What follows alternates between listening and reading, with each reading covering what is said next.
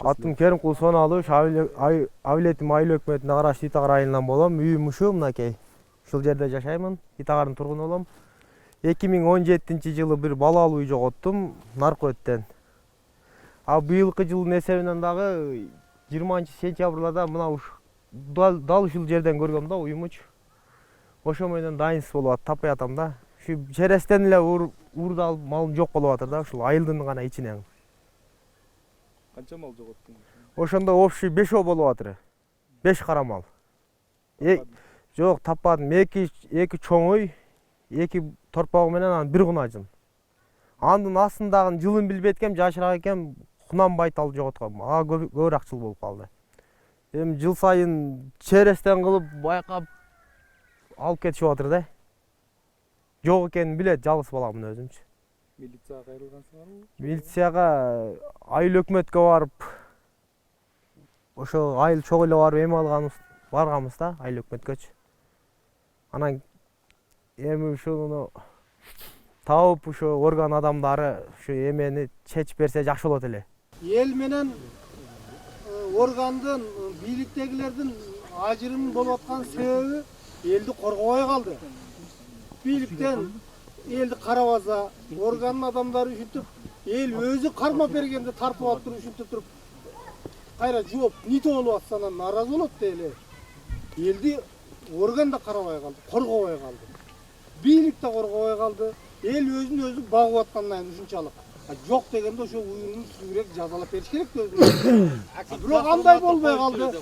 Биздин тапшырган уюру тээге чыккандан кийин башкача көрсөтмө менен чыгып атыр. Силер айтып атсыздар, өлөм Алла эч нерсени мойнуна албай атыр. Эмне үчүн элдин алдында быдылдап турган нерсе силердин алдыңарга кайра быдылдабай калат? Болбосо ошон үчүн айтып атыр. Эгер нормальный кылып жоопко тартып бере албайсыңарбы? Кечирим берели да биз өзүбүз чыгарып алайлы да өзүбүз сүйлөшели ошону акмак менен. Уюруну өзүбүз дейли. Силер жөн эле ошо бийликтин айтканын аткарып, бийликти коргоп жүрө бергиле, тынч эле жашай бергиле. Уюрларды кошуп. Уюрларды кошуп туруп ошо сактай бергиле.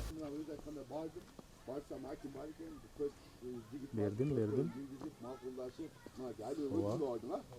Жүргүзүлгөн азыркы 2 баш жылкы, 2 кой боюнча тергөө иши аяктап соттун кароосуна өттү. Ал эми кийинки силердин жазган арызыңар боюнча ар бир жарандын арызы боюнча текшерүү иштери азыркы күндө дагы деле жүрүп жатат. Бул азыркы күндө бул тергөө мурдакыдай 2 айдан кийин токтойт деген түшүнүк жок. Азыр качан ошол иш аягына чейин чыгып, мал кылмышкерлер табылып, эгерде уурдалган болсо, жоголгон болсо, малдар табылганга чейин бул тергөө жүрө берет. Дагы деле сиздерден суранып кетем, дагы деле айтам. Ушул мынагу өзүңүздөр айтып атасыздар, ушу орган менен элдин ортосундагы аралык алыстап кетти депчи. Бүгүнкү күндө деле бардыгыңыздарга менин кабинетим ачык, же болбосо башка милициялардын, башка кызматкерлердин деле эшиги ачык. Эгерде ким ошол нерсеге тоскоолдук жаратып же кандайдыр бир маалымат болсо, мен телефон номеримди жазып алыңыздар. Жазып алып, любой учурда түнү күнү звонить этип кайрылсаңыздар, мен ал вопросторду чечип бергенге аракет кылам. Бардык бул жерде бир милиция бул кылмыштын бетин толук ачып бардыгын раскрывать этиш өтө кыйын. Ошого мына элдин дагы кичине жардамына биз муктажбыз да. Мына өкмөткө 3 жолу билдирдим. Аким суранып атыр, келип кетсин элдин астына деп. 2 жолу бардык, 5 жолу эмне деген нерсе. 1 жолу тоготуп келип койгон жок. Эмнеде курултайда айткан. Мен ар бир айылга барып, көсмөбүз элди көрүп келишим керек деген. Кана кайсы айылды кыдырды? Акимдин келгени 1 жыл болуп атыр. 20-30 аксылык барган Бишкекке аким болом деп.